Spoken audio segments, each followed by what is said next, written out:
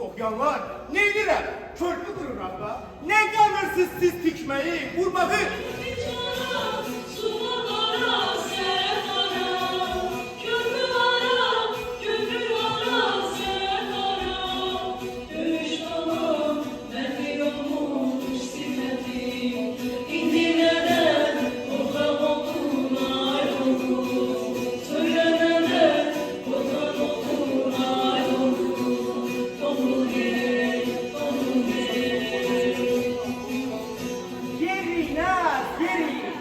Yoksa bir nerede çekerek vatanımız paran olur.